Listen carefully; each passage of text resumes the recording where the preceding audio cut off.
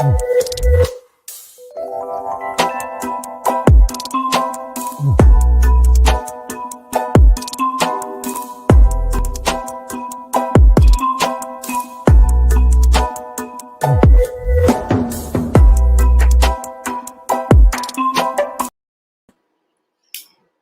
brothers, Mandem, welcome to Men's Monday on a Monday. My name is Todd Gemfrey. Thank you very much for joining us, Mandem. If you're here, put in the comments. If you're here this afternoon, this evening, what is the time? 7:30? It's been a long day, lads. If you're here, put in the comments, say, yo, I'm here, I'm ready, I'm here.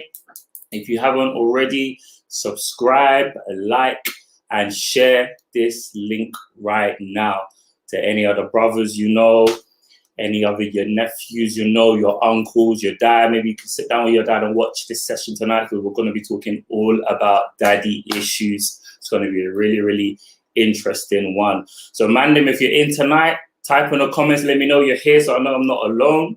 How's your day been?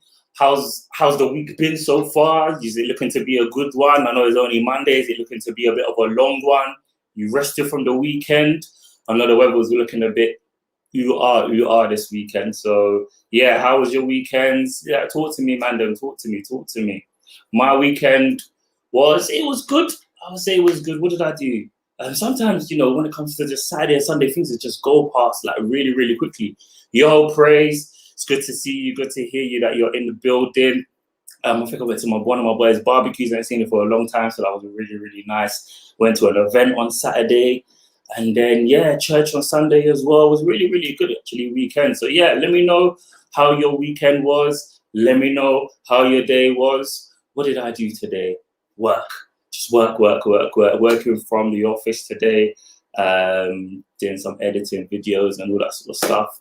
Yo, my boy Nathaniel, Mr. Prince, good to see you. Good to see you in the building, man. Good to see you in the building. And then, Monday evening, we are here.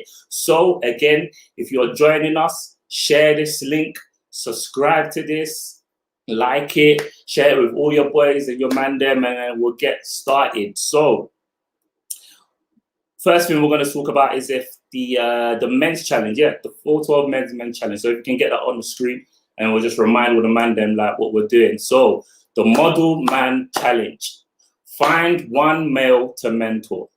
It's that kind of simple, really. Male can be your nephew, it can be another man, another guy that you're talking to. You're just chilling and talking and all that sort of stuff. Find another male to mentor, and what we're going to do with this, we're going to speak to them once a month. FaceTime them. If you ain't got FaceTime, might have to be a Teams thing, might have to be a video call, WhatsApp, FaceTime. And WhatsApp, they're moving a bit like up these days, you get me? So either WhatsApp or even obviously Boris allowed us out so you can meet up with them twice a month. Number two, what you want to do, you want you to share your experiences with them as a man. Transparency here is really, really key. Share your wins with them, share your losses with them. Also share your failures and your lessons. So let them know that, listen, the things that I've gone through in life, I've had wins, I've had losses, but the transparency in it is going to be amazing. And number three, we say we do this for 12 months. So obviously we had this challenge back in January. So now it's August. So if you're joining us and you're just about hearing about this challenge, it's not too late. Don't panic, it's not too late. You've got the rest of the 4 months to try and do something, to try and find one male to mentor. And then you can continue this challenge. With that is to build some relationship, build some consistency with them. And then, our motto is this: is let's change a generation of men one man at a time. Cool. So if you are doing a men's model challenge, I'm telling you, it's really, really good. I'm doing it with a couple of guys that I'm mentoring at the moment. It's going really well. Just sharing with them, understanding where they are. Like we said, being a listening ear. So like I said, if you're here, just like, subscribe, share this link, because we're going to go really deep into it tonight for daddy's issues. So we're in week 4 right now. Week 1, if you wasn't here, you can go back on YouTube. It's got all the content there. We were talking to 2 young fathers, Jimmy and Ofer, and just kind of understanding their experiences as what it's been to be a young father and the lessons they're learning and the experiences that they had as sons. And then now they've got two of them got 2 kids, 1 daughter, 1 son, another one has a son. So understanding, okay, the experiences as dads and how has enabled them to be either good dads and amazing dads. And some of them said they're literally just learning on the go. So it's kind of interesting just to hear that perspective. So if you are a young dad and you want to hear, okay, what the young dads say, go and check us out week 1 on our YouTube channel. You can watch it after this live. Week 2, we were talking to 3 males, and that session was like father, like son.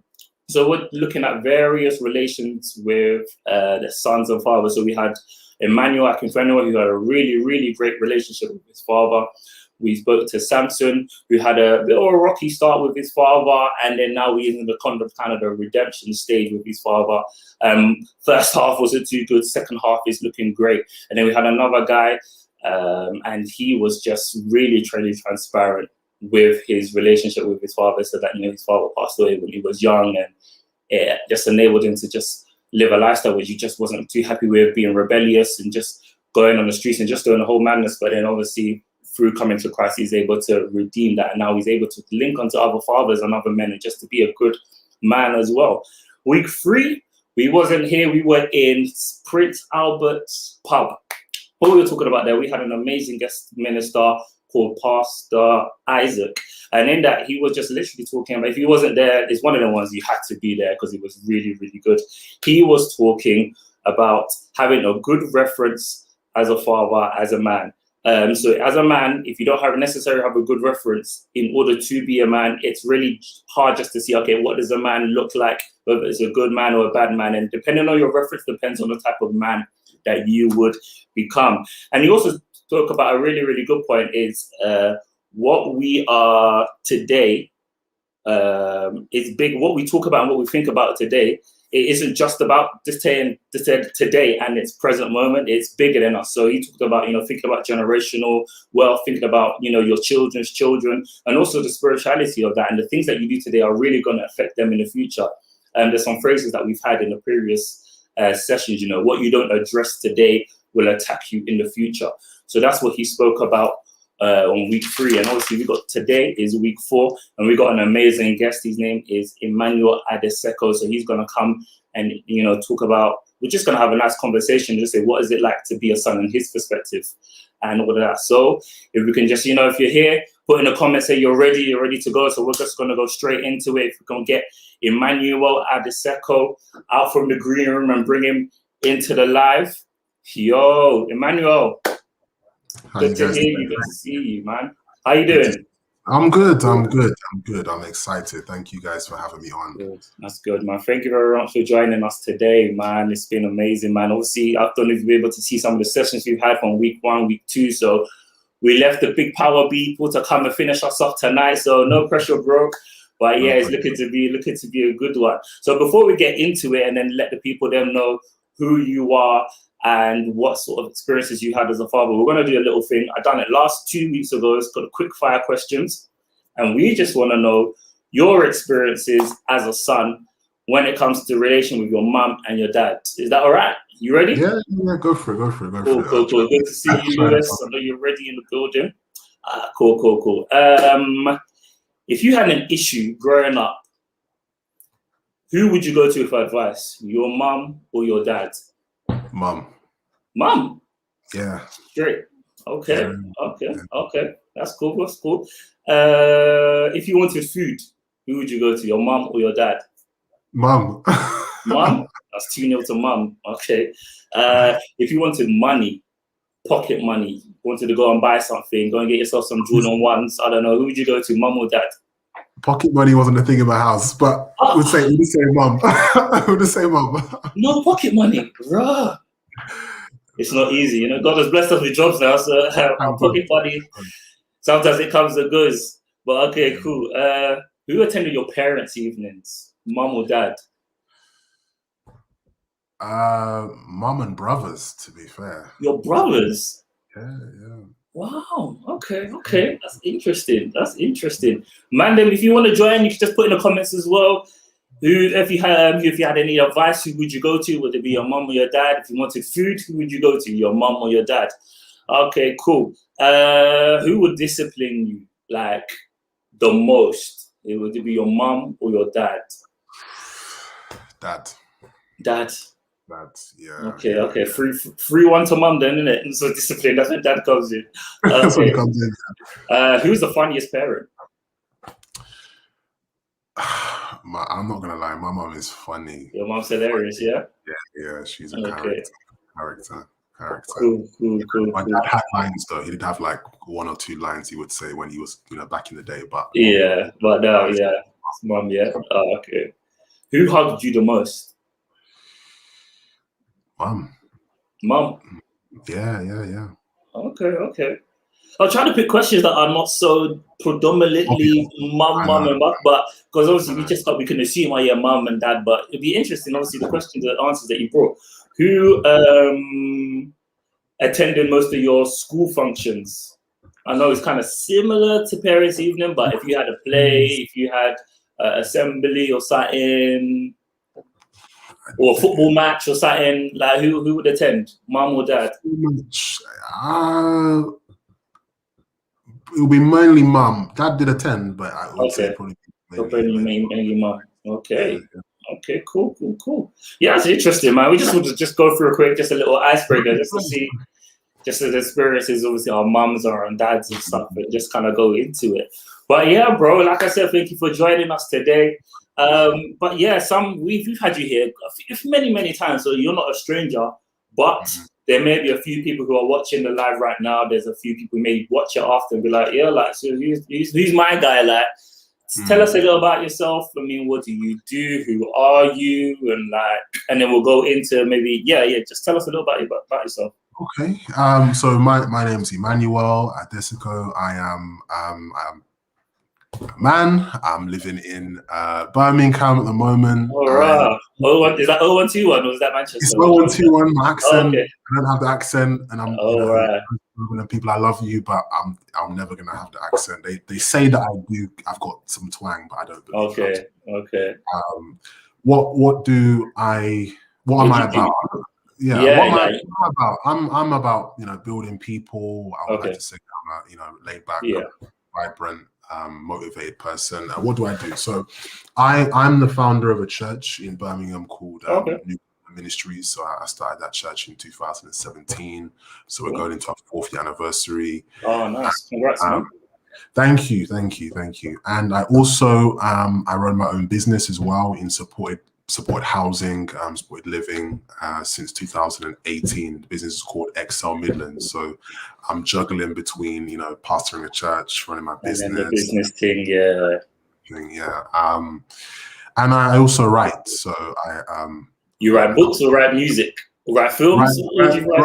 Write books. I do sometimes when I'm, I might have a couple of lyrics, but it's not. Okay. I don't sing. I can't say I'm a singer. Okay. I've got a shower voice. Everyone sings in the shower. But yeah, them shower voices. I'm saying you're hitting the vocals. It just, I don't know what it is about the tiles, bro. Like it just reflects. You're like, I'm killing it. And you come outside, you're like, this is a bit crazy. In my head, I can sing. I can sing, but in real life, it's not working. Okay. I've written 2 books. So one's called Grounded. And then recently, I wrote a book called Identity as well. Identity. Okay. Yeah. Plug yourself, man. Like, where can we find your books? Is there one we have to DM you, or could you go on Amazon? Like, no, you can go on Amazon. Just type in my name and the book, or just type in my name and you'll get the book. Or if you have Instagram, you can just click on my bio and you'll be able to find that book. So yeah. All right. Cool. And yes. That's pretty much what I do. Really, I'm property, people, writing. That's the kind of stuff that I do. Okay. Cool. Yeah, man. I mean, listen, I'm just telling you, man. Probably after today, you're gonna probably want to get his book. I'm telling you, man. You're probably gonna be like, oh, yeah, let me cop this book. So yeah, let's just get into it, bro. What was your experience with your father? Like, was it good? Was it bad? Was it complicated? And what's the situation right now? What was it like? So it's a loaded question. What could I say? My relationship with my dad when he was alive, it was complicated. So he's passed away last year. Oh wow, sorry, man. No, it's okay. It's okay. But it was complicated, definitely complicated, for many different reasons. I think in terms of, even the question that you asked me a lot of questions about, with mum or dad, and you could probably get the vibe it was mainly mum. Mum was getting them goals in hat trick and that, like Salah and Firmino and Mane. I think one of the things is that, because with due respect to dad, I grew up with mum, so my parents separated when I was 11, so I'm 32 now, so that's a good 20-something years now, so so a lot of my experiences have been growing up in a single parent house with understandable. But yeah, I mean, what was your part of your question? You said, what was it like? Yeah, was it good? Was it bad? Was it complicated? I mean, there's an assumption, because now you're giving us some context, single parent home, but I do know a few people, even though they live with their mom, they probably have an amazing relationship with their father, and some obviously is estranged. So like, break that down for us. Where do I start? It's one thing I would say is that, looking, after him passing away, I learned a lot about him.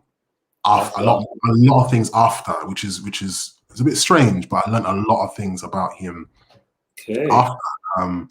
But in terms of what it was like, it was complicated because I do believe he definitely loved me, loved my brothers. I'm the youngest of two brothers and a sister. Oh, baby, yeah.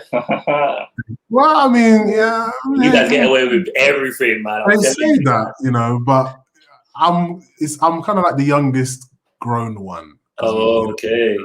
I want to advocate for the youngest as well in this place. I want to represent them. Cool. But yeah, it was one of those things where I think he gave what he had. There was complications because there was, in terms of communication, in terms of, expression, that was something that was difficult. And I think as well, when it comes to, I don't know where you're from, but in terms of, African background, sometimes, I'm not saying all, but sometimes there's challenging in expression, in terms of, we're expressive people, but at the same time, when it comes to the nitty-gritty of how I feel, when it comes to hear that, things like that, it can be difficult. So there can be mixed messages in that. Okay. In terms of where it started, that's a very, very, I'm 32, so where do we start? We start with I'm struggling. I'm trying to think of how to even start. I think when it comes to the things that you asked me, in terms of parents' evening and my dad worked. He worked a lot. He did work, and I think that he was occupied with providing, which was good. But at the same time, in the midst of that, there's other factors that are important, and I don't want to kind of to come across like he's not done anything positive, but I do feel that it was one of those things where there was a lot of emphasis on, working on provision. There was complication in terms of the interaction, and passing that on, that kind of just, that level of vulnerability. Do you know what I mean? So in a sense of where he's sort of, not to paint your dad this way, it's very, very generalistic, but almost like, as long as I'm providing, I'm kind of doing the most that's kind of needed. So everything that you kind of need is provided for. So in terms of the relationship, so to speak, or how are you and how are you feeling, or maybe the conscious of growing and being a son, or being a father to you, as long as I'm providing, maybe I'm kind of sorted. Is that along the right lines, or am I? Not 100%. What I would say is that me and you are probably, I don't know your background, but for myself, second generation, my generation is the ones that are inheriting the hard work of the previous generation. So my mom, my dad were not born in England. So they came over to England from Nigeria. He used to play for Bolton. He supported Man United as well. He played for Bolton at university, and it was playing football and whatnot. So that kind of background, coming from here, no one to help you, literally just striving, and that kind of survival mentality, you know, of working. And they generally had to, you know, to provide. The only thing about it is that in, you know, as I reflected over these years, that kind of survival mentality is got its benefit because you have to survive. You got to work hard. You got to get things done. At the same time, kind of linking to what you were saying, it's one of those things whereby even though you're making those provisions, there's certain other tools that you need that are beyond surviving. You know, there's a mindset that you have for surviving and building and all that kind of stuff. But then there's also other parts of your toolkit that you need. For example, that emotional availability, you know, and that kind of stuff. So I don't say what I'm saying to kind of condemn him, but to be really real, it's one of those things where there was that working hard and providing, but at the same time, part of that mentality had its limitations because, you know, we need you. We need you. That kind of, do you know what I mean? So and you know, there was benefits. You know, my parents worked very, very, very hard, very, very hard. My dad worked hard. He used to work in organization, and I literally remember going earlier on. He used to work in a bakery organization, and literally I remember being picked up by my mum to go to work, to go to pick him up, and then to come back. Like, I remember that after school all the time.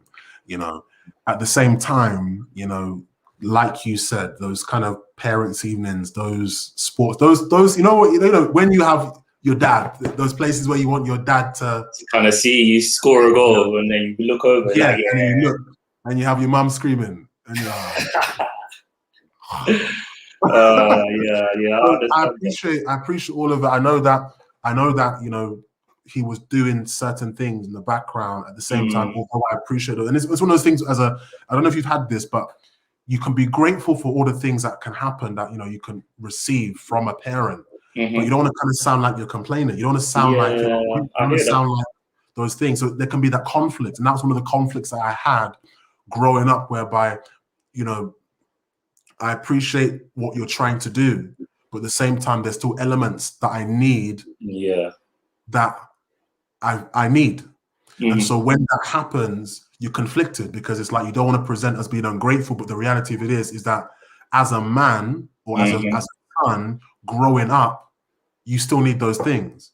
So let's go a bit deeper then. So let's say what sort of things would you say you got from your dad, and maybe what things didn't you get from your dad? Maybe I'm assuming, because your dad seems, from what you're saying, seems to be hardworking, can I assume that you got your hardworking ethics from him and that survival? And what stuff didn't you get from him, and you think, if I got that, I'll kind of be in a better place? My family work hard. So both my mom and dad, as I said, like coming over to this country, the mentality was like, and you probably would hear it from your parents as well, like the kind of racism, the kind of reality of being from, you know, not having, you know, we can call mom, we can call dad. These guys, mom and dad, are in Nigeria. Mom and dad are, you know, there's no one to turn to. So that get up and go mentality, got it from dad. You know, my mum, I've got so much from my mum, but because we're speaking about dad, I got that. You know, I got those things from dad.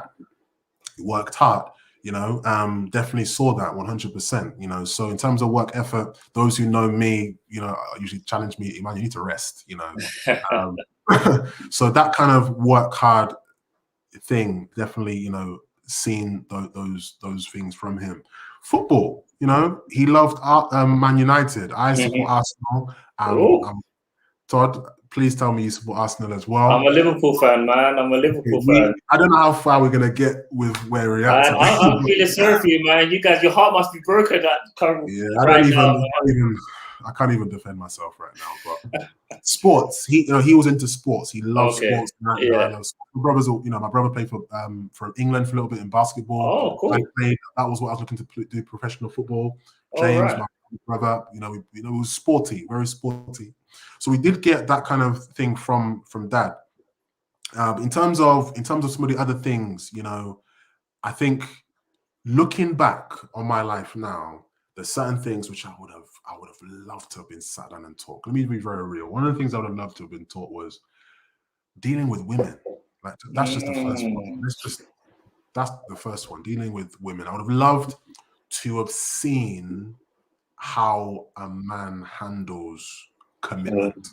Commitment. Okay, that's good. To have seen that. You know, that would have been something that I would have loved, because looking at my life, and I think I probably spoke about this at some point when I was on before, but you know, you could never ask this. I would have loved to have seen like a married relationship for a long time, like how a man was the confidence and of a relationship. I would love to have seen that. I would have also loved to have seen communication as well. Communication, you know, how like, and don't get me wrong, I did see communication. Don't get me wrong.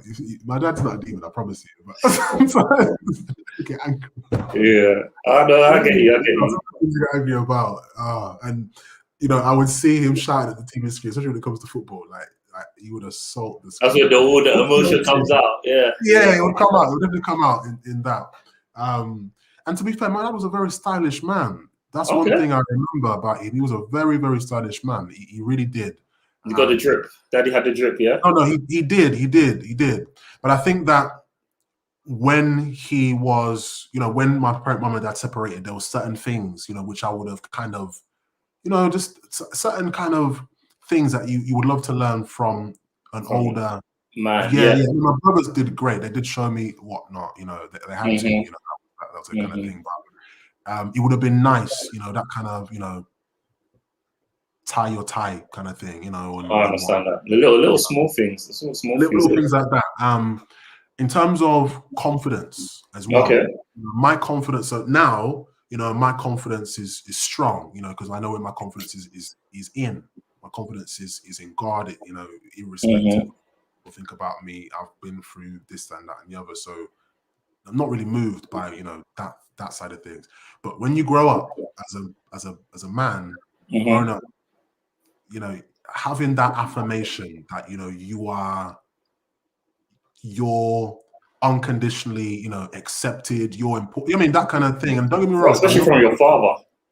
And I'm not trying to say that he didn't make attempt, because he genuinely made attempt. Having said that, you know, there's layers and there's levels of development that, you know, if you had certain principles reinforced, that it would help. So I think for me, that those kind of scenarios, you know, how to treat and deal with relationships, communication, confidence, definitely confidence. Because when I played football, you see, I was playing.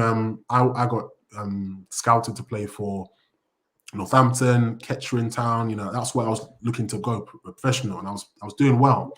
And, you know, one of the things I could see is that even though I was actually good, I'll blow my trumpet, I was actually very good at football. I'm quite tall. You'd be surprised that I could run. I could actually. So what, you 6'2", 6'3"? What are we talking? 2'3", you know. Cool. I scored. I did well. I played up front. You'd be surprised. People used to think I would play as a defender. I don't know why. Like Van Dijk or something, innit? No, I played up front, or I played midfield like a Vieira kind of role. But, one thing about football is football's about confidence. You need to be confident. Right? You know, I would have just loved those kind of pep talks, you know, those kind of, and I did martial arts a bit. So confidence. And I noticed after being born again, being a believer, you know, and just messing about, you know, I used to rave a lot. I used to drink quite a lot as well. Okay. And, you know, as probably any average man will do, you know, just a lot of, you know, just messing about with women. I would have loved to have had that period of my life from about 15, probably 14 to now, really, to have that time where you kind of build. Do you know what I mean? Because if I knew what I knew now, then mate, you couldn't stop. Some of the things you wouldn't have done. I hear that. They're the sort of the things that makes that makes sense. You said commitment, communication, and confidence. I think it's just interesting, especially that last part when you talk about confidence, how big that is. I said that kind of links in with like affirmation as well. Even if you do wrong, or you think maybe, for example, you lost in a match and you think, if I scored that last chance, we would have won it. Maybe if Dad was there, it's like, no, it's all right, son, don't worry. Next time we're going to work on this, we're going to work on that. No, that missed chance don't define you. You're still the best baller I know. And then getting that sort of confidence to be like, no, like I'm actually good because I'm in the team, and then affirming you. That's also, it's very, very interesting. You kind of spoke about that. Joe Lemba, we can put that up. There's a big difference between what you need and what you want. That's very, very interesting. That's very interesting. I think he said one more comment as well. Let me read that. There's a big problem in our households where we are not taught values as wants. If they are low, as if, or if, let me read that again, man. There's a big problem in our households. We are taught not to value wants as if they are lows or if they are useless. It's kind of interesting. You want to comment on that?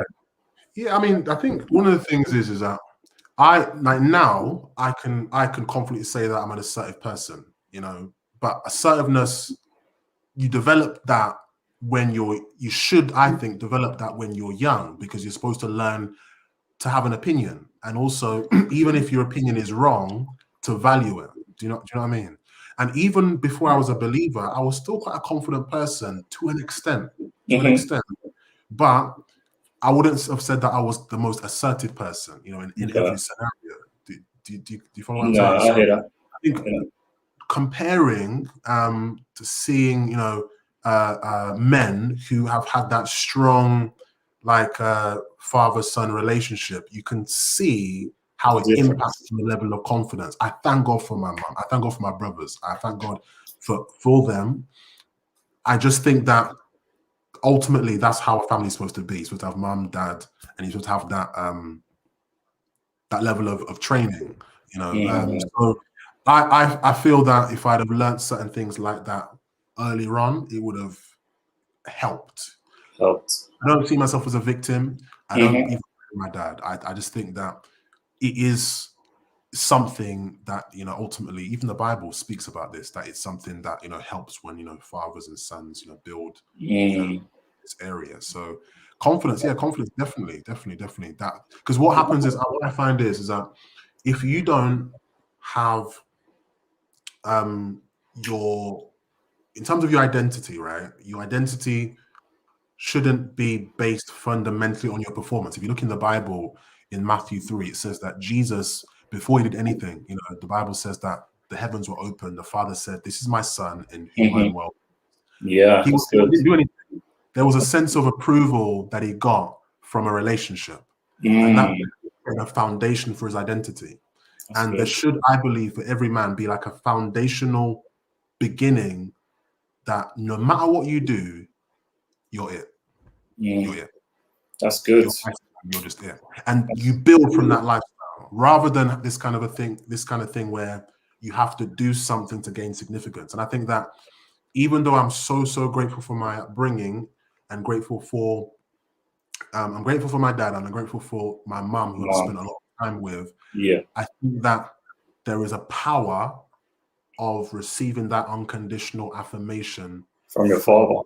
There is. I just think that there is. No, I agree. 100% agree. I think it's interesting, even touching on that Jesus point, that we don't see his life in between he was 12 and 30, but we know that obviously when he was 12, he obviously done what he did, but there is silence until he hits 30. And it's interesting that his stepdad, father was Joseph, and he was a carpenter. But then even before Jesus done what he done, because if you read in the Bible, we know he done a lot of good things, great things, healing the sick, preaching, doing a lot of stuff, which so many people right now, preachers and Christians and whatnot, performances, they will see that and be like, okay, that's what's needed in order to gain a good relationship with God. But even before that, like you said, Jesus was seen as, what does scripture say? Well done, my good, well done, my son in whom I'm well pleased in. So again, I think that's really, really good, because even before he's done anything, he's affirmed and he's saying, you know, I love you. So in that sort of that part, there must have been a relationship with him, his father, with God, in order to build that, for him to know, okay, that's the confidence I need before, you know, he starts his ministry, that affirmation of who he is before he started his ministry. So that's a very, very good point that you brought there, man. Yeah, and you know what? The thing is that when you look at the order, it says he got that affirmation in Matthew 3, And then in the wilderness, he was tested upon the affirmation. And then after he came out in power. And I believe that that's the journey of manhood, literally. That's the order and the journey of manhood. The order is supposed to be that a father gives you the affirmation at the beginning of your journey, because you're going to be tested throughout the wilderness of life. The wilderness of life is like you have voices saying, are you actually a son? Are you a son? Because ultimately, every one of us as men, you're literally having questions thrown at you, questioning your identity, questioning your masculinity, or questioning what the foundation of your masculinity is founded on. No, 100%. Are you a man? Are you a man? So it says in the Bible, if you're the son of God, but in day-to-day life, it can be, are you a man? It can be based upon your salary. Your salary can speak to you. Are you a son of God? You may make a mistake with your partner, and her response indirectly can ask the question, are you a son? Are you a man? Yeah. Are you a man? Or things that happen to you, whether it be an abuse or whether it be just something that may be embarrassing, awkward, or shameful. Are you a man? Are you a son? So ultimately, we need to have that affirmation. And I know from experience that even if you had it, or you didn't have it, or you had it in a small amount, you can still regain that security, so that you can come out in power. But they're just kind of things that are in my mind right now. That's very good, Dom. I've seen your question. Just gonna leave that. That's a very, very good question. We're gonna leave it until getting to the end, and then we'll jump on that one. But I want to go to a new question, but I still want to stick on this affirmation thing, because even in the point of where I didn't dig deep at how much affirmation can help a man, regardless of the situation. So you lose your job and you don't have any money coming in. Sometimes you can feel like, okay, because I don't earn any money, I'm not a man. But if you have someone, your father or a father figure above you, to let you know, okay, even though you don't have money right now, the lack of money doesn't define who you are. What are you able to do? So you've lost your job, but they haven't fired you from your gifts. What sort of things can you birth up inside of you to make it? So maybe maybe doing a business or something. But like you said, even if you have a bad relationship with your girl, or something happens at home, these sort of issues are kind of questioning your manhood. And all this stuff are always questioning your manhood. Like you said, the affirmation, I think, is very, very good. It helps you to build that confidence and then go through the wilderness of life. I like that phrase, man. Yeah, I mean, in society right now, the basic equation is that everyone looks for, no one really has a set definition of what manhood is, right? So we have definitions that are thrown about through culture, thrown about through time, or whatever's popular at the time.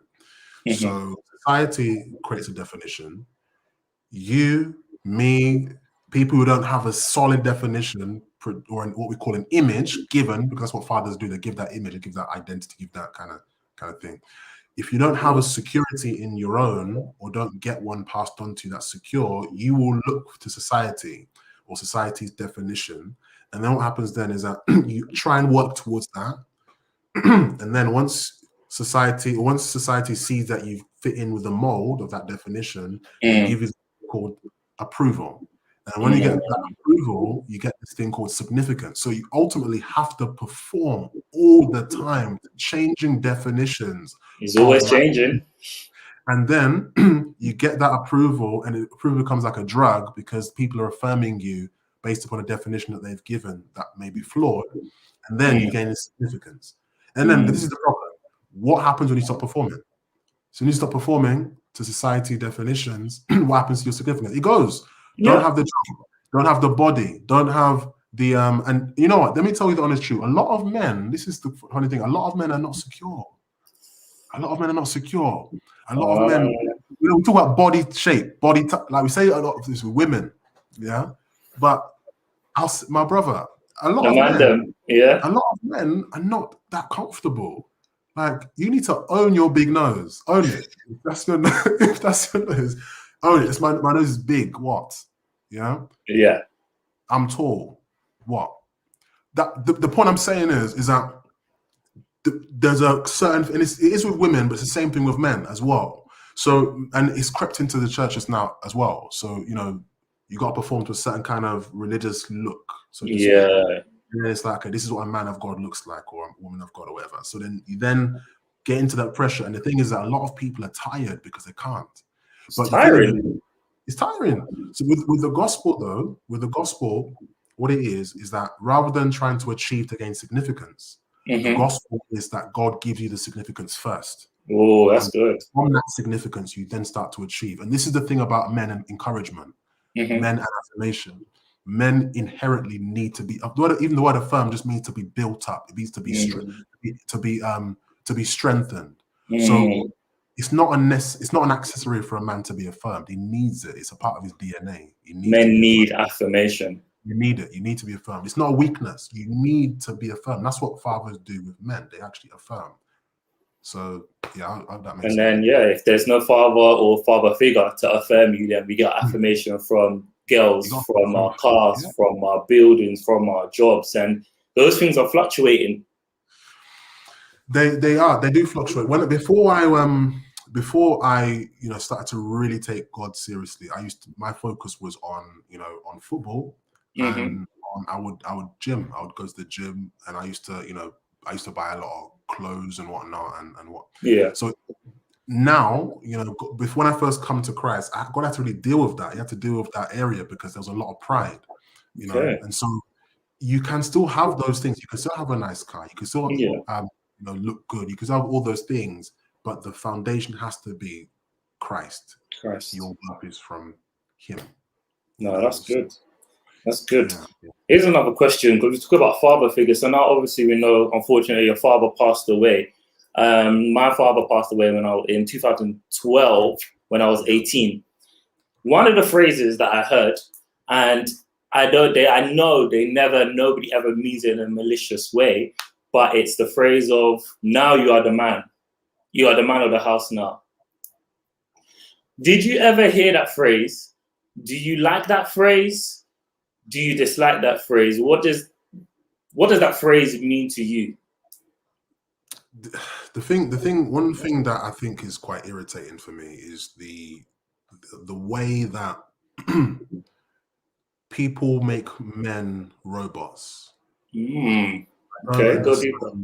Why? So it's irritating because most men tend to process things internally, but it doesn't mean that they have less emotions than women. It's just that it's not socially acceptable for men to, right now. It's becoming more, metrosexual and all this kind of stuff or whatever. But generically, men are not. It's weak. It's masculinity for men is don't show emotions. So if you show emotions, then you look weak. Weak, yeah. Now, when that statement, now you're the man. Some people mean it sincerely. They mean it sincerely. But the issue of it is that what does that actually mean? What does it mean? You're the man. Let me say something. When my dad passed away, it was so strange. I don't know if you can relate. It was so strange. I felt more grown up. I won't even lie. I felt more grown up. Okay. I actually felt more grown up because it was like there was no one behind me anymore. Does that make sense? That's the only way I can describe. It's like there was, because your parents is like so significant. Even if our relationship was complicated at times, it's my that's my dad. That's the person who, is like the model. That's the model that I have. So him passing away was like, it felt like I'm coming closer. Not that I'm going to die tomorrow or anything like that. Yeah. But like there's another stage of life that's been forced into my life now. Being the man of the house, though, is said quite loosely. And do I like it? No, not entirely. Not entirely. That it's good. Yeah. To be responsible. Yeah. What does it mean to be responsible? What does it actually mean to be the man of the house? A lot of people speak about manning up, but a lot of men don't know how to man up because they've been a man down. They've been a man down a lot of their lives, even if the dad was present. So I think those statements are all right. I don't want to kind of some people say them so sincerely, but I do feel that it requires responsibility. Can you help him understand what that means to be the man of the house? Can you bring some patterns to him, because you don't know how terrified he may be? You know, I know people, for example, who have either lost a parent or parents have divorced, or you know, accident, or has gone to jail. And they have now assumed this role of responsibility. But responsibility without empowerment leads to frustration. So you've got to have a man who has responsibility that he's not been empowered to operate in. You can actually further frustrate him or victimize him. So the term man, you know, be the man of the house, it can mean well, but I think you have to have a responsibility. You got to bring clarity as to what that means, and also be mindful of the burden that you're placing on him, because he can't be. You know, let me tell you something. If the man is in the house with his brothers and let's say his mom, you can put the pressure on him to now be the surrogate husband. People don't talk about that. Surrogate husband. Go there. And so what you can have is you can have a lot of adult children, and this can happen with women as well, where mom doesn't kind of, you know, I use the word lightly, step up, because I don't really have another word to use. She doesn't act in her role, but you get what I'm saying. Yeah. And so the daughter becomes the second mom. It happened. You know, but in terms of on the man side of it, you know, and I think for myself, when my mom and dad divorced, it's an interesting one, because that I saw my dad crying that time. Wow. My mom, I saw him cry. Obviously, it's a sad experience, you know, so it's not great, but it's one of those things where I cried that day. I didn't even know, you know, the reality of what was going on, but I cried. One thing I would say is this: I become very good at listening to other people's emotions. Very, very. My mum, you know, and dad would share things with you. You know, frustrations, and it's difficult. This is the reason why I don't blame them. You know, I had a conversation with them today. You know, she was so glad she read my book, and you know, she felt really touched by it. So I'm not going to plug, but let me just plug anyway. So those who want to plug yourself, bro. Plug. But, but you know, one thing we have to be mindful of is putting false responsibility on people. So when you have conflict within a marriage and that starts to fall into the children, it can happen to bring two extremes.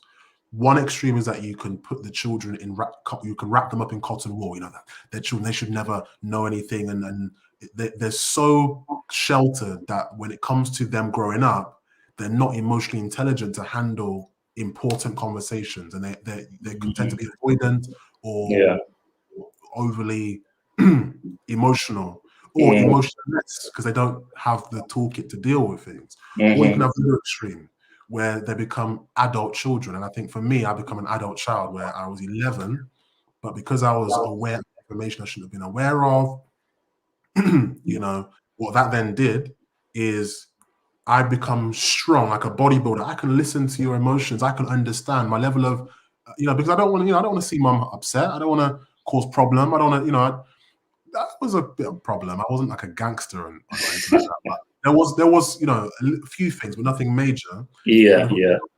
I become able, and let me say this: I become able to listen well to other people's emotions and respond. Things that when I get frustrated, this is with due respect to my mum, she would listen to me, but sometimes it would be upsetting for her. So I would feel bad of telling her how I'm feeling. Now think about this. You grow up with that, even though you love your parent, when you get into relationship now, communicating how you're feeling to your partner, you feel bad for being honest. And you don't hurt their feelings with your honesty. So what do? You suppress it. That's good. So when it comes to you know, this was something that I had to deal with, you know, in terms of sonship. One of the elements of sonship is expression. You know, in terms of being a son, one of the key principles of sonship is you express you know, the image or the identity that you have received from your father. You know, so my ability to express, I could tell you, you know, gifted and things like that when it comes to even being in the church, you know, gifted in certain things. But in terms of authenticity in certain areas, it's hard to be authentic. So this is something I think that you should learn at home, you know, learning how to communicate to both your gender and the opposite gender with a level of assertiveness and authenticity. So being a man in the house, you can, if you don't help them in terms of how to communicate and be bold and strong and be honest and vulnerable, both sides, being bold and also be vulnerable, you can victimize the person, and that can have an implication on their future relationship. Mom, as a father, as a friend, as a husband. You know. So no, that makes complete sense. That definitely makes complete sense, man. Appreciate that. I mean, I had kind of similar understandings, well, misunderstandings when I went through that experience, because obviously I felt like I had to provide and find a job and support the family in the best way I can, but it wasn't necessarily down to me, even because I'm the oldest. But yeah, that misunderstanding of what is a man, knowing that, yeah, a man should be providing, but even as a young guy at 18, thinking, okay, I need to be on a big boy salary in order to help mum pay mortgage, mum pay rent, look after all my brothers when they're asking for, so there's so much pressure put on. And I think that kind of leads into issues as well. So you mentioned about when after your father passed away, wounds got released and you found out some things after he passed away. I don't know if it's a case of things about him or things about yourself. Like, do you want to go into that a little bit? Yeah, I mean, so what happened? It's you know, even thinking about it now, it's been a bit of a journey, to be fair. So we wanted to, you know, I did encourage to kind of, you know, resolve just certain family conflicts, you know, and have the conversation, you know, with the different members of the family, so that there could be some resolution. And I prompted that conversation. So that conversation didn't happen. Do you follow what I'm saying? It didn't happen. It didn't actually happen. So, you know, when the person passes away and then you've been prompting a conversation to happen, it's like that conversation can't actually happen. And there's a level of frustration that the only way it can heal is God. This is kind of like if I'm saying to you, listen, Todd, we need to have a conversation about this. We need to sit down with John, Jill, and Julie about this. And there's opportunity to do it, and it doesn't happen, and you pass away. Even though there's the grief of you passing away, there's also the offense of the fact we didn't get to talk about this thing. Yeah. So it was mad. It was mad. I had to, you know, I'm a church leader. I preach about forgiveness. I preach about the Bible. I preach about holiness. I preach about all these things. I was confronted again with the thing I'm preaching. I'm preaching forgiveness, and I'm mad. I'm angry. Like I'm not, the anger level is not small. You know, when you logically start to think about how you're going to break into someone's house. That's how mad you are. Yeah, because there was other members of the family involved. You know, and I'm saying this not to say, I'm saying this. You know, I've not said names on purpose, just because I protect their integrity and their dignity. But in terms of the general flow, there was a level of anger that I then had to deal with again. So one of the things I had to deal with was the injustice I felt of not resolving certain conflicts. That was one thing. And that did affect me. I did have to take some time off, just with the bereavement. I had to take some time off anyway, and then took some counseling as well, just to recover. And to be fair, it's still a wound. It's not a wound I think anyone could just kind of, that's it. But I think it's no, it's not. And I think with loss, people can treat it unknowingly like the flu. You had it for a few months, and now, you know, you're not talking about it, so do you know what I mean? So, but that was one issue. In terms of the past, you know, it was memories, you know, memories of like you mentioned, like memories of, you know, school, or memories of, you know, of sports day, memories of things which, come back to my mind. And I think that the word to describe is a shame. It was a shame that certain things couldn't have happened. But then I think what also brought a level of wounding was I found out a lot of good things.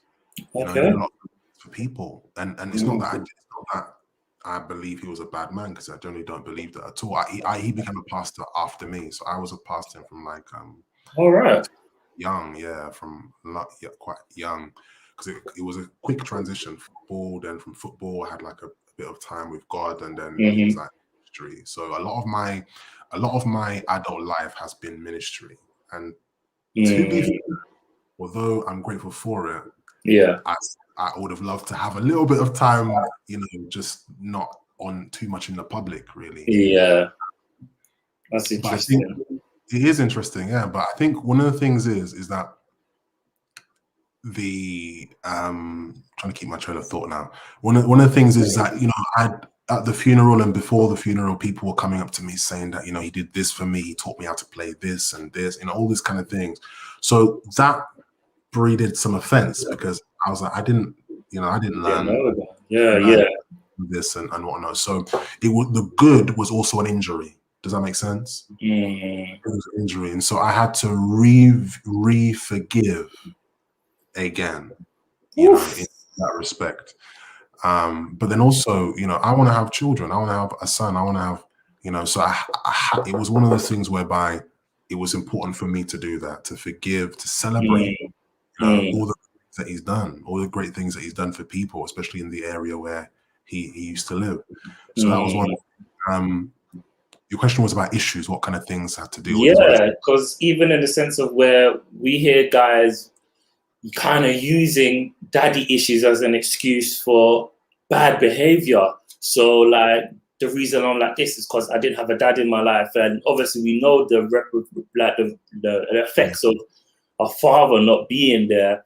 But even in that, is it justified for guys to maybe do bad behavior and just say, yeah, my dad wasn't there, so obviously this is why I am? Or, oh yeah, for even your example of breeding unforgiveness is maybe because, oh yeah, I had experiences with my father and it was bad, and now the way I relate with women is bad, so that's just the way I am. And are they justified, or like, what would you think? What was interesting is that when a situation like this happens, no matter what stage of life, ministry, position, of course there's going to always be temptation. There's going to be people that want to come and help you and want to be, I could have just gone wild. I could have just let loose, because of the level of, Todd, the level of pain that this thing can bring is actually, I don't wish it on my enemy. To be honest, tough. I don't really tough. I don't think people can fully empathize until they experience it. However, irrespective of that, I just thought, okay, a lot of people are looking up to me as well, and I want to, I want God.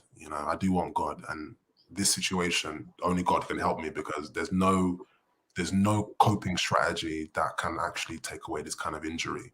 So for me, I'm actually grateful. I had some good friends. I had some friends who, when they listen to this, they know who they are. They cried with me. When I was shouting on the phone about one relative. Yes, me. I was shouting. I wasn't speaking in my pastoral. All this kind of stuff. Man, you're being as real as it can, man. Yeah, people don't think you can have emotions. People don't think you go through things, but you do. I was angry, but even in all of those kind of things, I'm grateful because I had some good people. I think you need to have good people, honestly. To answer your question, does it mean you have to go wild? No, you don't have to. It's not going to be easy, but you don't have to. I don't ever see myself as a victim. I hate the idea of seeing myself as a victim, even if I have been a victim of certain things. So it's not to be proud or to be arrogant. It's just more like, okay, how am I going to get through this in a way that I can recover quickly, and also that I can be an example, and also that I can, glorify God through my life? Because when I took a few months off of, my church, there was teaching going on, And while that preaching was going on, I kind of felt a little bit jealous, if I'm honest. I felt a bit like, I want to preach. I want to, I want to go up there. The thing is that it was fine. The church was going fine without me, and I'm glad. So it was a sign of good leadership. But at the same time, it was pricking some other parts of me, and I was thinking, why is this stuff kind of rising? Where is it coming from? And it highlighted to me something significant, that even though I've got to a level of confidence in my identity, I've been in ministry for quite a bit of time, and because I hadn't had a break, and this is one of the things that I'm actually working on right now, is to practice having breaks, just time away, time by myself, time, because sometimes when you're doing certain things for so long, you can, even if you have a level of security, you can ascribe your identity to that thing. And I'm more than a pastor. Pastoring is what I do. We don't name body parts by their movements. Can you imagine? You don't name this a clap. That's good. You call it a hand because that's its design. You don't call it a clap. And sometimes we're used to naming ourselves based on what we do. So taking the time away actually highlighted certain areas of insecurity that had risen up from being involved in ministry for quite a long bit of time. So even though it was a bad situation with it actually was an opportunity for me let me just take a bit of time to reflect and think about who is Emmanuel beyond all of this stuff. And I back into exercise, and I'm still working on my I've always liked fashion, but it took a period of time where I was a bit like a John the Baptist or Enoch, where you just kind of and it is just rebuilding things that I enjoy doing. That's good. That's good. So the reason I'm saying all these kind of things is because what that experience did was highlight other areas, other fractures, and taking the time to review who I am beyond what I'm doing was so important. I don't even know if I'm even answering your question anymore. No, it is, because it helps me to realize. So if it sounds mad, but if you hadn't gone through that experience, would you not have realized the daddy issues, or the issues, let's call it daddy issues maybe, that you have had inside you? Yeah. People were looking up to me, and I didn't want to be an example in terms of how can I overcome this in a way so that I can, or work through this in a way that, I can heal and glorify God. And the solutions were forgiveness. Forgiveness is the solution. So the reason I'm saying all these things is because it highlighted areas of fractures on the inside of me, but going through the process of having to forgive Dad again and forgive members of the family, it helped me see that I don't have to be a victim. So coming back to your question, does it have to be, do you have to say, I'm doing this and this? No, you don't. You don't. My uncle passed away 2 years before. He was literally like a dad, like literally. So he was one of my role models. This man was so smart, so smart. He can say something in passing, and what he says in passing is like mind-blowing. Professor in the university. He was like a knowledgeable man, but he was humble man. The way he treated his wife was just like it's actually like goals, literally. So you learned some stuff from him as well? Yeah, 100%. I learned a lot of things from him, and I think that him passing away was obviously a massive blow. And then obviously Dad passed away like 2 years after. It was a blow. But I think one of the things is that after the him passing away, I had to ask certain questions of myself, like who am I? How am I going to define my life now? Is this gonna build me, or am I gonna become bitter? It's either get better or bitter. There's only two ways about it. And what's crazy about it is that during that time, that's when I wrote the book that I've mentioned before. I actually wrote the book, but was it Grounded or was it Identity? Which one? Identity. Grounded. Okay, cool. A few years ago. So actually, I just use a story that I could relate with, Lion King, just to talk about into my mind. The reason I'm saying this is because that situation produced something that I know that couldn't have been my doing. It couldn't have been my doing. I read the book in 3 months. That was not, especially, and I'm grieving. So I know it's God. But in terms of the reason why I'm saying this, it was either let me just give up, and just become bitter, and I didn't learn this and that, and this situation didn't go the way I wanted it to, and then just be a victim. There was a story, I don't know if you know this story, but there was a story of an alcoholic dad who used to beat his wife and children, and he had 2 twins. He had a pair of twins. Okay. Then he died of alcohol poisoning or something like that. Long story short, the 2 twins were interviewed like years later. One becomes a successful man and family, wholesome, quality of life, all that kind of thing. The other one will become an alcoholic, beat his wife and children, and divorced. They asked them, why did this thing happen? And they both said it's because of my dad. My dad's. Both of them, exact same experience to define them. So 2 different outcomes. Yeah. So that's how I see it. It's not always about what happens, but it's a matter of how am I going to handle this. That's good. It's just crazy the fact that sometimes situations birth out things inside of us that we didn't really know was there, and it's unfortunate that sometimes these situations have to come in order for them to come out, rather than us maybe taking time out of the busy schedule of life and understanding, okay, what sort of issues do I have? So there could be guys in here that life's going good, and praise God, life is going good, and you might not even think you have any issues. But obviously, hearing Emmanuel's story, hearing myself, you might think, okay, so what sort of issues do I have? So what would you give for a brother who might think, I don't necessarily have any issues, or my dad's there, or maybe my dad has gone, but I don't necessarily see anything wrong? Like, what would you say? So what would you say to that guy who thinks he doesn't have any issues, and we don't want to wait for a madness to happen before he realizes he has issues? What can he do to deal with them right now? One of the things, before I answer that question, one thing I would say is that you normally see the issue with responsibility. When responsibility is given to you, responsibility will reveal your identity. It's going to reveal who you really are. I say this, and many people say this as well. Who you are under pressure is who you are. And so your identity is revealed when pressure is released.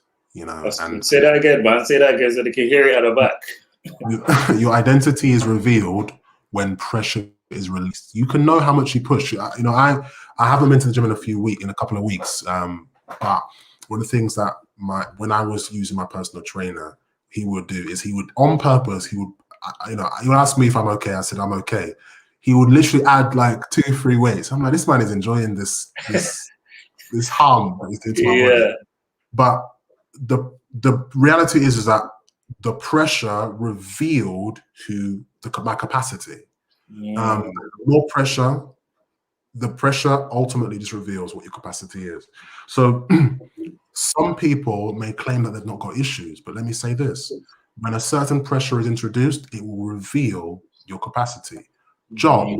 Some of us didn't know that we had an issue with timekeeping until we got a job. Some of us didn't know we had an issue with commitment or communication until we got into a relationship or got married or had children. Some people, I counsel men, and some men, either within my church or outside of the church, when they had a child, they realized how lacking they were. It's that feeling of emotion only started to come in when they had a child. Others, when it comes to having a wife, it's like, my wife says that I'm not emotionally available. I thought I was fine. In my family, and this is the thing, you get your normal from home. It's normal. But normal doesn't mean it's okay. Do you get? So every one of us has our normal, but in terms of responsibility, go back to what you said, responsibility. That's when and actually how you handle that responsibility can either be healthy or unhealthy. You can either be getting by or getting better. But coming back to your question, how do you deal with things before it goes to a blow up? I believe that there's at least 3 elements of your identity. Okay. So your worthiness, your feeling of being good enough and suitable, your sense of belonging, your sense of what you call affinity to a place or a people where you feel confident that you belong, and your effectiveness, your ability to function. I believe what you should be doing is that you should be looking at where those three principles are founded on. Where do you get your sense of worth from? Do you have a sense of worth in your voice? Do you feel like what you say is worth people hearing? Do you feel a sense of effectiveness as a man, as a pastor, as a footballer, as a businessman, whatever it is? You know, where is that sense of effectiveness coming from? And then also, your belonging. Where do you draw your belonging from? You know this yourself, Todd. How people can be a part of a postcode, gangs or whatever, or or your country. People are proudly Niger, proudly Congo, proudly Jamaican, proudly English, and where you're from, people get their pride from that. Not bad, but the question is that when pressure comes on you, if those places of your identity are not secure in the right foundation, you will develop a coping strategy to make them secure. So what I would say is to work on those areas. Have a look at where you build your sense of worth, where you look at your sense of belonging, where you look at, because they will be tested when it comes to marriage, when it comes to friends, when it comes to even church. You look. Let's say, for example, now, if you get your sense of belonging from being a part of a church and then leading you out of that church, or there's certain conflict in that church, the church breaks down, and then what happens to your identity? You don't have that now, because all it was founded upon was being a part of, I don't know, Watermelon International Chapel Gospel Tabernacle Ministry. Yeah, what I'm saying. So, your sense of effectiveness. Every one of us is good at something, but there's always going to be someone better than you. So if you aren't confident in your capacity to function and able to celebrate other people when they start to perform better than you, or if they perform better than you, you become envious or jealous. So these kind of characteristics can show. So practically speaking, what you can do is that you can what I would say is just write in those areas, where do you get your sense of worth from, your sense of and your sense of effectiveness from. Question yourself, are those places healthy? And then I'm a believer, I can only give you what I have. So the Bible helped to define where you get your sense of worth from. Ultimately, it's Jesus. Your belonging come from God. Your sense of effectiveness should come from the Holy Spirit working in you. And also then, when it comes to your effectiveness, know your limitations. What can I do? What can I do? So like your capacity, so to speak. I can't sing that well, so I'm not going to, say for example with my church, I'm not gonna be, to be honest with you, I still do this anyway. I mean, this is not the best example, but I do this. I still actually lead worship because I love God. But there are certain things that I don't know. I've got a limitation, and I need to own my limitation, because my limitation doesn't make me bad. It just makes me me. There are some things that I can improve on, and some things I have to know my limit. A part of identity is knowing who you're not as well as who you are. Who you're not as well as who you are. Okay, that's good. Yeah. It's probably not the best example. DW, there's a song, That's Not Me. Maybe, okay, let me just, don't mind me. I'm just talking out loud. Don't mind me.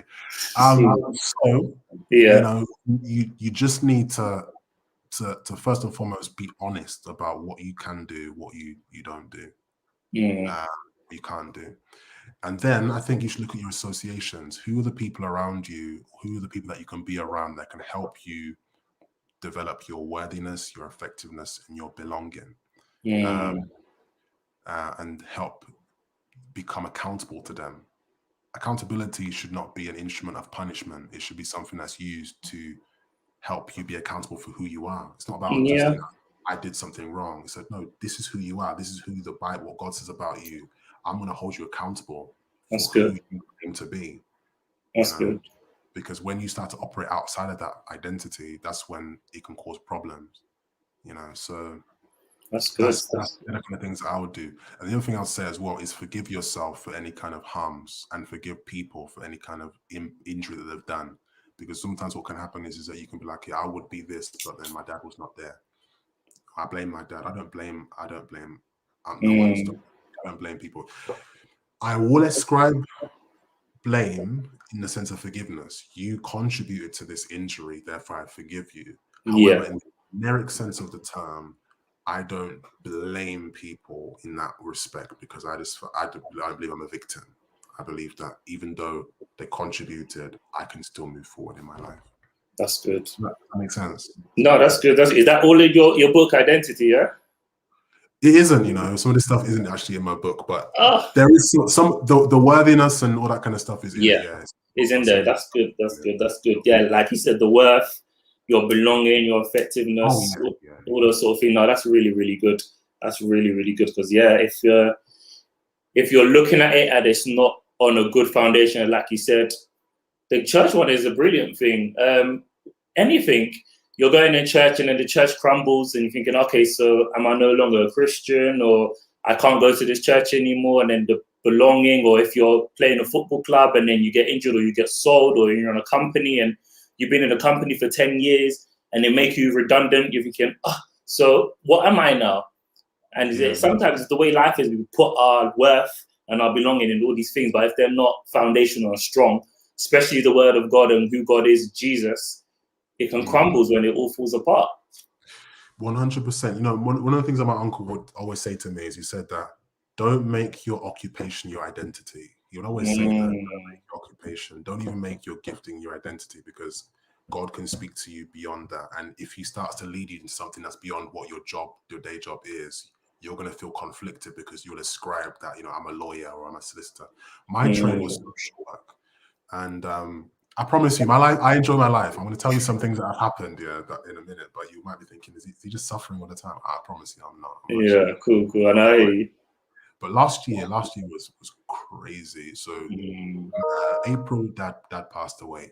And then what happened is that in September, literally the week of my church's anniversary, we're doing like quite a big kind of conference in church. The week leading up to it, I was sacked from my job. They actually ended my contract, and it was not, although there was something I could have potentially done differently, I could have sent it to my manager. I sent an email to the staff, but long story short, the people had a child wanting to be placed with a heterosexual couple, and they placed the child with a same-sex couple. Okay. Child was specific, verbatim, that's what the child said. And as a duty of care, I raised it with the managers, and they were irate, and they accused me, and that's why they ended it. They accused me of stuff, and so that was my job finished. And it was a very well-paying job. I worked for several years, and then the week after that, my house is broken into. Stole my laptop, stole my PlayStation, stole one thing after the other. Trashed the house. It was a madness. The reason I'm saying this kind of stuff is because all of these things consecutively happening.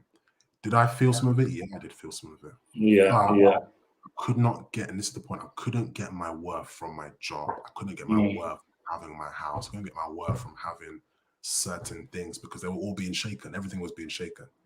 So you got to have your identity on something that doesn't shake. And the only thing that I know that doesn't shake is God. That's God. So talking about identity, talking about affirmation, because you mentioned it from before, it's one of the questions like Dom, he put up, and I think it's kind of linked to that. He asked, you can put that on the screen. What has your journey, Emmanuel, been of building your confidence in the Lord look like? What has your journey of building your confidence in the Lord looked like? So obviously we've known some people can build a confidence in their job. You do well, you get a promotion. You do go out with drinks with a boss, you get more money. You do things with the wife and stuff. The wife loves you and everything is going well. You're having great relationships, business is going well. So we know if you lose, like in your situation, if you get sacked, you almost like your confidence has gone down. So just pop that question up again. What has your journey of building confidence looked like in the Lord? It's been a battle. So I don't want to sit here and present like it's smooth sailing, because it's not. It's not going to be so, but it's going to be worthwhile. It's been a battle, because I would say that with football, you're only as good as your last performance. So your kind of relationship with your manager is based on your performance. And sometimes you don't perform, you don't get the approval.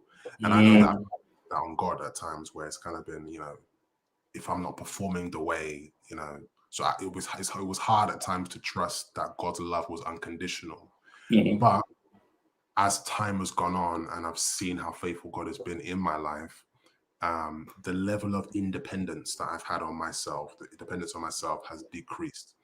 So what it's looked like is, one, it's been a battle. Number two, it's been a trade as well. I've had to trade, my strength for God's strength. But what does that look like practically?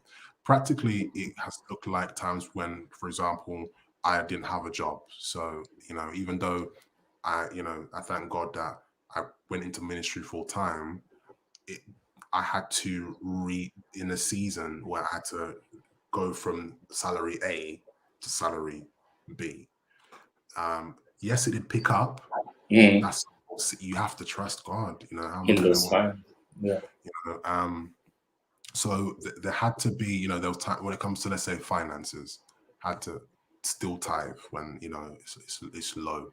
And you're like, God, you should understand the money ain't coming, but but that's where it comes in, where your integrity is tested, where your things to God is tested. To say, am I still going to be able to do those things I committed, even if the pay is low? Yeah, that definitely. Also taking risks. If I had an idea, or I believe God said something to me, and stepping out on it. Seeing that, even for example, the church that I started 2017, that was a risk, big risk. Writing the book, or even buying this, these are risks. Trusting, trusting men. There was people who I put myself in their vicinity, put myself out there to, speaking to my life again. And I saw, by doing some of these things, I could see God building my confidence. What does it look like for me? It's, in terms of the practicality, I generally feel that you can't learn to build confidence without help. I think that you do need to have help. Yes, God can help you 100%. But also, I generally do feel like having mentors is a really good thing. I do. This is one thing I would say. When you, as a man, and this happens with women as well, when you're used to doing things for yourself, you can claim this kind of mentality that you don't need as much help as you really do. And because you're used to doing things for yourself and learning for yourself, you can assume that level of knowledge that you're getting is the level of knowledge that you need. But when I spent time with mentors, I was getting 5 years worth, 10 years worth, 20 years worth of wisdom in a whole conversation. Generally speaking, one of the things that's helped build my confidence is learning from other people, emulating them. And let me say honestly, being humble enough to copy them. Being humble enough to copy them. Humble enough, because you know what? When you're independent, you're used to doing it for yourself. I grew up for the majority of my life without having necessarily that kind of close relationship with a father figure in that way. Yeah. So there were certain things which I knew, and this is one of the things I say. I say to men and women: get a mentor, get someone that's older. Somebody. Don't assume. Why is that cheat? We have these hacks on Instagram or hacks on YouTube. There's hacks in life as well. It's just coming to the mentorship. And you have to be humble enough and not stubborn. Like, I have to deal with certain levels of stubbornness in me. And I'll be honest, sometimes I see it with younger men. I'm like, you don't know. You think you know. You don't know. You actually don't know. Be humble enough to get help.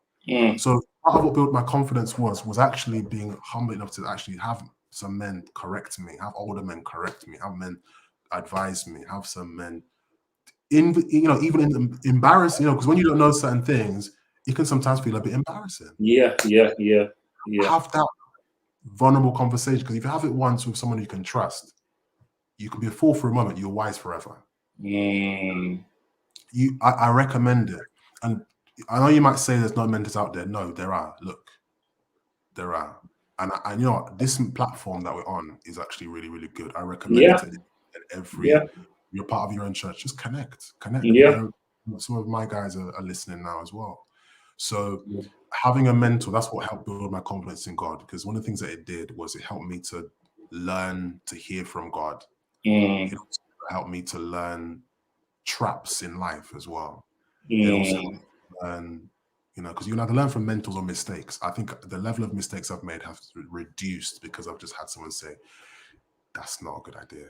Or, yeah, do it now, because later on it'll pay off. And that's what has happened. Some of the things I'm doing now, literally, it's because of advice.